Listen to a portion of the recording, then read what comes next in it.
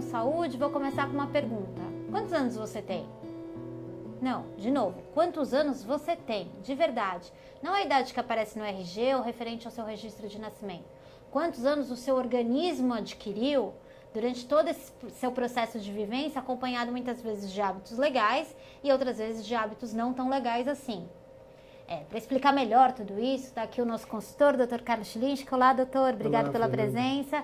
Para falar um pouco sobre a medicina que preza pelo envelhecimento saudável. A medicina que já foi chamada de anti-aging, e aí as pessoas confundiram tudo, acharam que era para ficar com uma aparência de jovenzinha e tal, e se distanciaram um pouco desse cuidado que te garante um viver com mais qualidade.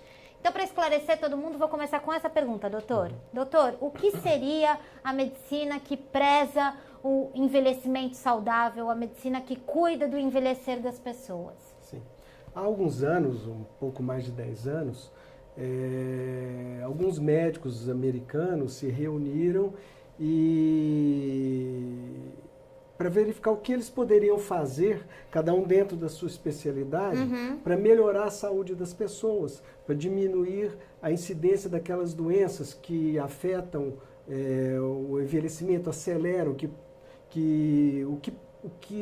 hábitos que poderiam levar a uma melhor qualidade de vida. Certo. E o que poderia ser feito para evitar doenças degenerativas, diabetes, obesidade, doenças cardiovasculares. Então, a partir daí, eles começaram a prestar mais atenção no funcionamento do corpo humano, no metabolismo do corpo humano, na questão hormonal, das perdas hormonais que ocorrem com a idade, não é?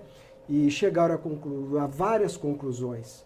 Né? Então, a partir daí, eles fundaram o que nos Estados Unidos se chama até hoje medicina anti-envelhecimento, anti-aging medicine. Né? Que eu acho até um termo inadequado, porque, na verdade, não se vai impedir o envelhecimento, mas vai frear esse envelhecimento, proporcionar, fazer com que a pessoa ela envelheça melhor. Até porque, né, doutor, impedir o envelhecimento a gente não quer, né? Impede, porque senão né? a pessoa morre, né? Sim. Na verdade, o que acontece? Nós temos, naturalmente, a natureza já nos colocou um relógio biológico, né? Que vai falar, você vai morrer com tal idade. Então, a partir de uma certa idade, você começa a morrer aos poucos. Em torno de 25, 28 anos, a pessoa está no auge da sua performance física e intelectual. Certo. Então, a partir daí, começa a haver uma degradação do metabolismo, uma regressão. Porque aí, nesse caso, a natureza fala, olha, você já cumpriu ou não sua função, sua razão de viver, que é crescer, reproduzir, agora vai morrer. Meu pai tem uma história ótima comigo, porque quando eu estava aprendendo isso na escola, eu era pequenininha, né? Aí meu pai chegou em casa, eu falei, oi pai, você só falta morrer. Ele falou, filha, o que é isso? Eu falei, você já nasceu, você já cresceu, você já se reproduziu, agora só falta morrer. Pegando esse gancho, doutor, eu comecei o nosso café perguntando sobre a idade das pessoas, porque hoje já é possível você apresentar uma idade fisiológica, uma idade cronológica, diferente da idade que realmente você tem. Com certeza. Para o bem ou para o mal, no sentido que tem gente que tem 30 anos no RG, 60 anos de organismo. E tem gente que tem 65 anos de RG e 35 anos de organismo. Sim, isso é possível. E isso é possível mediante a quê? É mágica, é feitiçaria? O que é que traz isso? Primeira coisa, genética. Tem pessoas que têm genética melhor ou não. Só que com as pesquisas se chegou à conclusão que a genética é responsável somente por 10% dos casos. Vamos trabalhar nesses 90, né? então. Então vamos trabalhar nos 90. O que é os 90? Aí vem o conceito de epigenética, que é a genética influenciada pelas relações que o seu organismo mantém com o meio ambiente. Certo. Que relações são essas? O meio que você vive, o que você come ou o que você não come, os tóxicos que você ingere em maior ou menor condição, entendeu? Porque aí o que acontece? Você, dependendo do relacionamento que o seu organismo tem com esse meio no qual você está imerso, vai vai despertar ou não determinados genes que já existem adormecidos dentro do seu organismo, e esses genes podem provocar certas doenças. No sentido de que a genética não é uma sentença fatal. Não é possível, por meio das suas construções, lidar com isso. Por exemplo, eu vou dar um exemplo que é muito comum.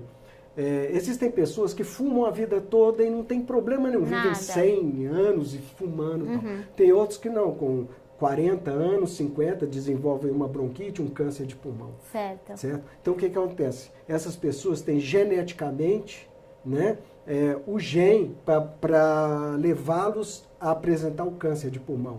Mas se eles não tiverem a interação com o cigarro ou com alto grau de poluição atmosférica, eles não vão apresentar o câncer. Mas se eles tiverem, eles vão apresentar o câncer. A coisa mais simples é isso, é um exemplo muito simples e é o que ocorre na verdade. Agora, eu queria propor um assunto aqui que eu acho que a gente está pensando completamente errado, no sentido de que quando a gente morria de doença infecto-contagiosa, né, quando as doenças infecto-contagiosas representavam a principal causa de morte no Brasil e no mundo, a medicina se empenhou para vencer esses inimigos que nos matavam. E teve grande sucesso com isso, né? A gente estava conversando até agora sobre a penicilina, que foi um achado, né? O advento da penicilina em 1942, né, evitou muitas mortes. E aí veio a questão sanitária, né, que também melhorou e tudo bem. Condições de vida. Aí a gente chegou numa situação que hoje o que mata mais a gente são as doenças cardiovasculares, né, são os cânceres, as neoplasias e tal,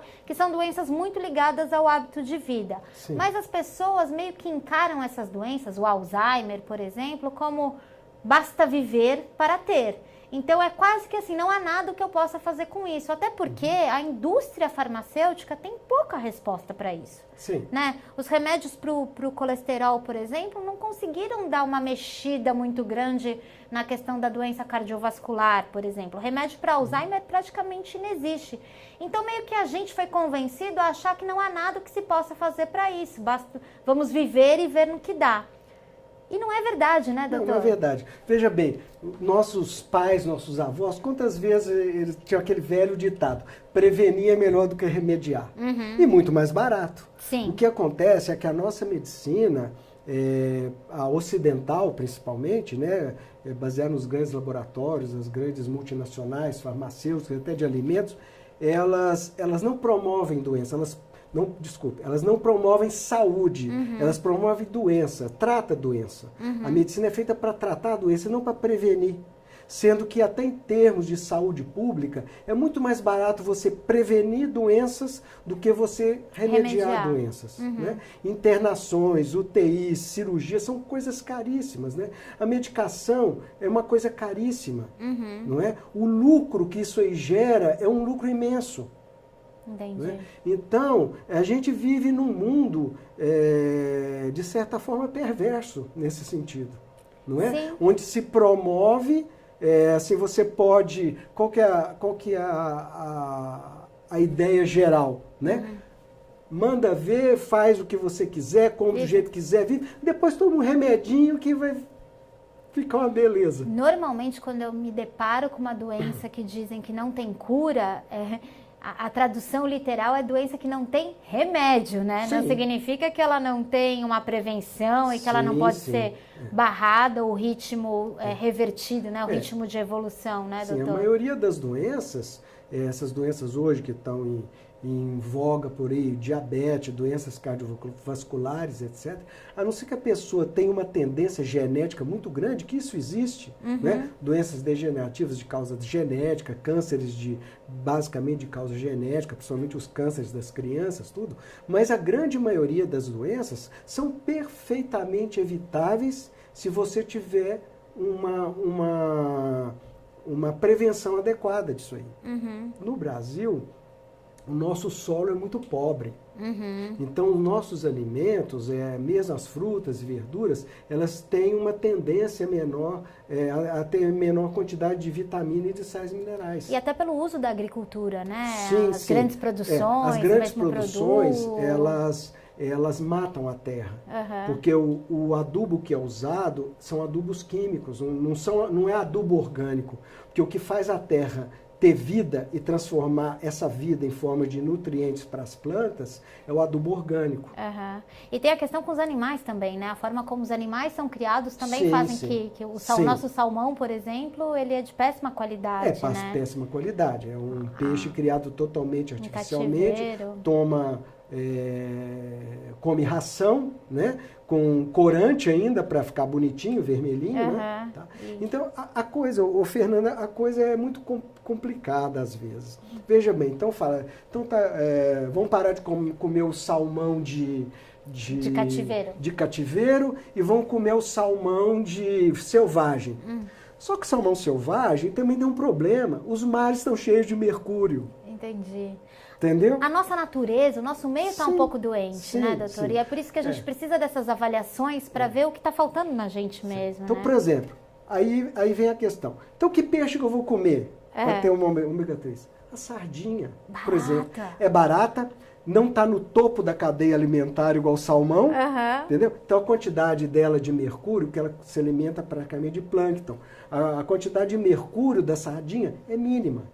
Entendi. E é um alimento desprezado, porque é barato. E é deliciosa, né? Deliciosa e é muito mais saudável do que o salmão, do que o atum. E tem muito mais ômega 3. A gente fez até um conteúdo que depois os meninos colocam aqui sobre a linhaça também, né? Que é uma outra fonte de ômega 3 e que pode ser uma alternativa se você não conseguir comer salmão e sardinha. As nozes, esses frutos secos, todos são fontes de ômega 3. E a questão hormonal também, né, doutor? Muito mito em torno dessa questão hormonal. Sim, e um dos problemas que eu queria que a gente falasse rapidamente aqui, porque a gente já está com o nosso tempo meio que esgotado, que é a questão do que aparece nos nossos exames, né? Sim. Porque o exame está normal não significa que é um índice desejável. Tem uma diferença nisso, né, doutor? O índice desejável para você ter uma boa saúde, um bom metabolismo, é aquele índice que você apresenta em torno dos seus 30 anos de idade. Então, vamos supor, se você tem 60 anos, você vê lá, meu nível de hormônio está normal para quem tem 60 anos. Mas não é o ideal. O ideal para a sua saúde é que você mantenha o seu nível hormonal como se você tivesse em torno de 30 anos de idade. E mais ou menos também, porque eu conheço muita gente que viveu os 30, depende de como você viveu até os 30 anos também, lógico, né, doutor? Mas isso é estatístico, né? Aquela curva de Gauss. Que a gente, você tem que estar no... Depois é só descer ladeira, né? A questão é como, eu acho que também é um pouco de parâmetro, né, doutor? Você hoje ter uma expectativa de vida aumentada, não significa que as coisas estão ok, né? Você precisa ver como você quer viver também esses próximos dias, né? O ideal é você diminuir a sua idade biológica, não é? Isso vai te trazer uma série de vantagens, não é? Entendi. Então você vai viver melhor. Você vai acrescentar, como diria um colega que eu fiz um curso com ele, né? Você vai acrescentar vida aos anos. E não anos. Não é suficiente anos à vida, né? Mas vida aos anos. Não adianta você viver bem e viver mal, não é? Entendi. Doente. Pra gente terminar te pegando de surpresa. Um alimento, um hábito e um pensamento para quem quer viver com qualidade. Um alimento. Falamos da sardinha, fala outra. Vamos ver. Nozes. A noz é um alimento muito saudável. Dizem que ela parece com o cérebro, né? Sim. Porque deve fazer muito bem para nossa cabeça, né? Se não me engano, é o terceiro ou segundo que mais rico em antioxidantes, né? Bom, lembrando agora, a amora é um dos que mais tem, até mais que a noz. Antioxidante é o que faz uma faxina no nosso corpo daquelas substâncias que a gente não usa e só ficam lá acumuladas só para não nos fazer mal. A gente tem um conteúdo também sobre antioxidante que a gente vai colocar aqui na tela. Um pensamento que é bom. O que é bom você acordar e você pensar assim que faz te seguir um caminho bacana? Exercícios, todo dia, tá? Coma pouco e melhor. Eu acho Isso aí é o ideal. Esse pensamento do com menos, mas com mais qualidade, quando você coloca pra vida, ele funciona muito bem, né, Se você doutor? comer pouco, você vai produzir menos lixo, né? Que é radical livre. Então já está provado que uma dieta restritiva em calorias, que nem significa comer pouco. Você pode comer um pratão de salada aqui, né? Mas você está ingerindo poucas calorias, se alimentando bem. Entendi. Certo? E o exercício, ele é fundamental. Que essa era outra Sim. coisa que eu pedi. Nem que for meia hora de caminhada por dia. E é isso, né? A gente aprendeu errado a fazer exercício. Não é aquela coisa extenuante, Não, força, não. academia, né? Veja bem, o homem primitivo, primeiro, ele ia caçar, ia para caçar, não é? Ele não corria, ele não tinha força, ele não ia enfrentar. Então ele caçava com astúcia, principalmente. Né? Astúcia, aí ó, tá bom aí um pensamento, astúcia. Astúcia, né? Eu acho que é bom. Ele cercava o animal, armava armadilha e tal. Ele corria, então ele caminhava quilômetros e quilômetros atrás do animal. Mas ele corria só quando a caçada, quando ele virava a caça, aí eu tinha que correr. Mas geralmente ele andava, né? Então, inclusive, isso é interessante, né? A gente fala que a gente tem que comer menos, né? E caçar todo dia. O que é caçar todo dia? Você faz uma caminhada, às vezes intercalado com um pouquinho de corrida todo dia. Isso é um exercício muito bom. Dica de ouro, hein? Vou terminar então te perguntando, quantos anos você quer ter? Eu acho que é com essa ideia que a gente termina o nosso Café com Saúde hoje. Obrigada, doutor. Volte sempre. O Café com Saúde é todo seu. Obrigada você aí de casa. Até mais. Tchau, tchau.